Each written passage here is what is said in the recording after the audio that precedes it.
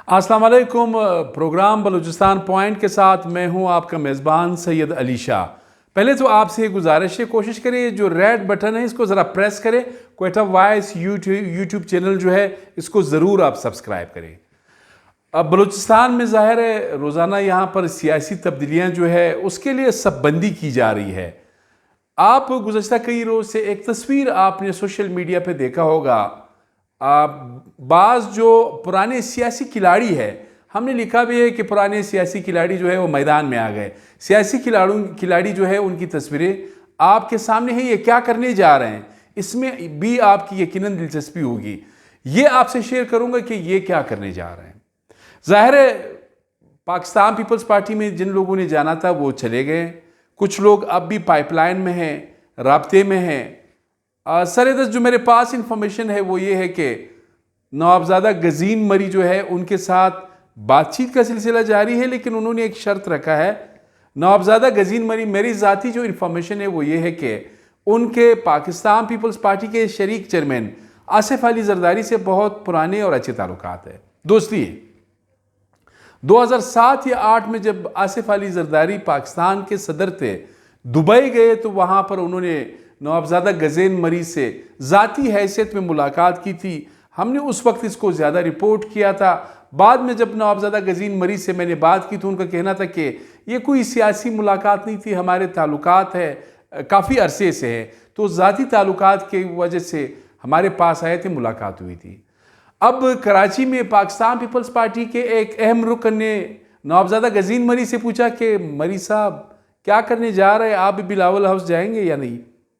तो गजीन मरी साहब ने कहा कि मैं तो इस तरह लाइन में खड़े होकर नहीं जाऊंगा, इनकी अगर दिलचस्पी है तो आ जाए मेरे साथ मुलाकात करे, फॉर्मली इनवाइट करे, उसके बाद जो है इज्जत दे, उसके बाद जाऊंगा। ये तो नवाबजादा गजीन मरी की बात है। ज़ाहिर है मैटर करते हैं नवाब खैर बख्श मरी के साहबजादे हैं, उनके भाई जो है नवाबजादा नवाब चंगेज़ मरी साहब वो MPA रह चुके हैं। पहले भी उन्होंने इलेक्शन कॉन्टेस्ट किया था, अब 2023 में भी वो कॉन्टेस्ट करेगा, तो वो भी एक हेवी वेट के तौर पर आप उनको ले सकते हैं। जहाँ तक ये 5 अच्छे शख्सियात जो है इनकी एक तस्वीर वायरल हो गई थी मीडिया में, इस पे कोई तज्जिया इस तरह की बात नहीं आई थी। मैंने कहा आपसे ज़रूर ये शेयर करूं कि ये सिर्फ चाय पीना था, वैसी डिस्कशन थी या कोई सियासी हिकमत अमली। बात क्लियर है। मैंने जहाँ तक इनके करीबी ज़राए इनमें से एक दो से मेरी बात भी हुई, जो शख्सियात है साबिक गवर्नर साबिक वज़ीर आला बलूचिस्तान नवाब जुल्फ़िकार मक्सी, साबिक वज़ीर आला बलूचिस्तान मौजूदा मकाम गवर्नर मीर जान मोहम्मद जमाली, साबिक इस वक्त सेनेटर भी है, बाप पार्टी के बानी सेनेटर सईद अहमद हाशमी साहब, इसके साथ ही साबिक सूबाई वज़रा मीर आसिम कुर्दगेलू, शेख जाफ़र खान मंदोखेल। ये एक जगह इनकी निशस्त हुई, ये डिस्कशन हुई कि जी हमने क्या करना है। बिलावल हाउस के सामने तो लाइन लगी हुई, तो क्या हम जाएंगे?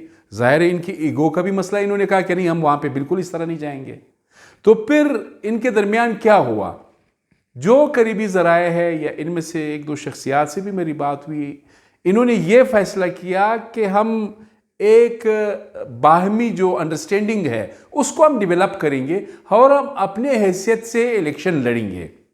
किसी पार्टी में जाना हुआ है इस तरह तो कोई बात नहीं की। अलबत्ता ये ज़रूर कहा कि जो बाप पार्टी है बलूचिस्तान अवामी पार्टी, ये इससे जो लोग जा रहे हैं हम उनको रोक तो नहीं सकते हैं। तो हमारी कोशिश होगी कि इस पार्टी को मज़ीद ऑर्गेनाइज करें। आज मैं कहीं बैठा हुआ था तो सादिक संजरानी के भाई है कोई, वो दाढ़ी वाले, एजाज संजरानी शायद नाम है। मैंने कहा, उन्होंने कहा कि क्या हो रहा है? मैंने कहा आप बताएं। तो उन्होंने कहा कि नहीं हम तो बाप पार्टी को ही मजबूत बनाएंगे। मैंने कहा आप सबके तो राब्ते हैं उनके साथ, पीपल्स पर कह रहे नहीं हमारा कोई राब्ता नहीं है, न चीफ मिनिस्टर का राब्ता है। तो अब इस तरह की बात भी सामने आ रही है कि शायद बाप पार्टी को बचाने की भी कोशिश हो रही है, लेकिन बचाने की कोशिश तो अपनी जगह, इसलिए ऑप्शंस बहुत कम रहे।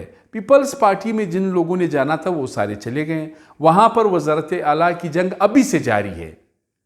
अभी से हर शख्सियत की ये कोशिश है कि अपने लोग उसके ज़्यादा हो, ताकि जब नॉमिनेशन हो चीफ मिनिस्टर का तो उसके लिए फिर उनकी कोई लॉबिंग वहाँ पे ज़रूर मौजूद हो। पीपल्स पार्टी में रश है, جمعیت علماء اسلام میں جو اسامیاں ہیں وہ پر ہو چکی ہے، بڑے نام جا چکے ہیں، میں بتا چکا ہوں، سر فہرست سابق وزیر اعلیٰ بلوچستان نواب اسلم ریسانی وہاں پہ جا چکے ہیں۔ اب بات یہ ہے کہ یہ جو شخصیات ہے، اب ظاہر یہ چاہتے ہیں کہ زرداری صاحب ہمارے ساتھ جو ہے رابطہ کرے، میرے خیال میں وہ کر نہیں رہے ہیں۔ جن لوگوں سے رابطہ کرنا ہوا تو وہ ایٹ دی 11th آور، یعنی جب بالکل الیکشن کا وقت قریب ہوگا اس وقت کریں گے، یا جب یہ منتخب ہو کے آئیں گے پھر زرداری صاحب ہو سکتا ہے ان سے رابطہ کرے۔ اب یہ تو ان کی جو نشست ہے اس کا مقصد دوبارہ ریپیٹ کرنا چاہتا ہوں کہ یہ آپس میں مل گئے، یہ ایک وزن بنانا چاہتے ہیں، اپنا سیاسی قد جو ہے وہ بنانا چاہتے ہیں۔ ان کی کوشش یہ ہے کہ یہ ایک ساتھ ہوں جس طرح ماضی میں رہے ہیں۔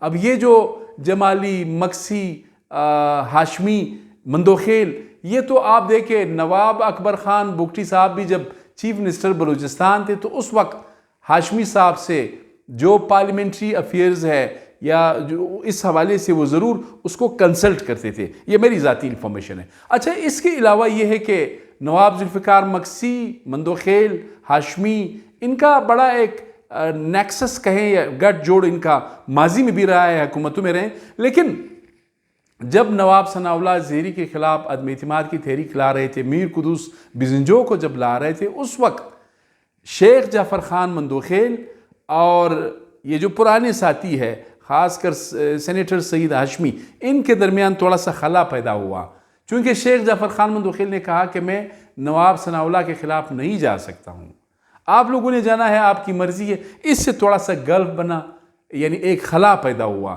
ان کے پاس ریونیو کی شاید منسٹری تھی، بعد میں وہ ایگریکلچر میں تبدیل ہو گئی، اور پھر آپ نے دیکھا 2018 میں جب بلوچستان میں انجینئرڈ الیکشنز ہوئے، اس کے نتیجے میں میں یہ نہیں کہتا ہوں کہ بالکل اس کے ساتھ جو ہے یعنی شیخ جعفر خان صاحب جو ہے جیت رہے تھے اور مٹھا خان صاحب جو ہے وہ آ گئے یا لائے گئے، لیکن کہنے کا مقصد یہ ہے کہ شیخ جعفر خان مندوخیل ماضی کی طرح اسٹیبلشمنٹ کی جو دست شفقت تھی اس سے محروم رہ گئے۔ اس کی وجہ یہ بھی ایک تھی کہ وہ اپنے پرانے ساتھیوں سے اس کا تھوڑا سا فاصلہ ہوا تھا، ڈسٹینس ہوا تھا۔ تو اب یہ بہت عرصے کے بعد پھر ایک دوسرے کے قریب آئے ہیں۔ اچھا، امپورٹنٹ بات یہ ہے، پاکستان مسلم لیگ نون جو ہے وہ بلوچستان پہ کوئی توجہ نہیں دے رہی ہیں۔ لوگ درخواستیں تو دے رہے ہیں، الیکٹیبلز بھی دے رہے ہیں، پولیٹیشنز بھی دے رہے ہیں کہ یہ ایک پارٹی ہے، آنے والا جو 2023 کے الیکشن ہے، میاں صاحب آئیں گے، مریم صاحبہ آئے گی، تو یقیناً جو نیشنل لیول کی پولیٹکس ہے وہ تبدیل ہوگی، لیکن وہ کسی سے یہاں بلوچستان میں جتنی لوگوں کی درخواستیں ملی ہے کہ جی ہم آنا چاہتے ہیں، ان کو ابھی تک کنسیڈر نہیں کیا ہے۔ جہاں تک پاکستان مسلم لیگ نواز کی بات ہے، وہ کافی مایوس ہو چکے ہیں۔ نواب ثناء اللہ زہری کے خلاف جب عدم اعتماد کے تحریک یہاں پہ پیش کیا گیا، آپ کے سامنے شاہد خاقان عباسی گورنر ہاؤس میں بیٹھے ہوئے تھے بحیثیت prime minister governor Muhammad Khan Achakzai کے ساتھ، وہ فون کرتے رہے 25-26 ان کے lawmakers, MPAs, ministers, یہ سارے، کوئی اس کے پاس نہیں ہے۔ تو میرے خیال میں مسلم لیگ نون جو ہے وہ مایوس ہو چکی ہے۔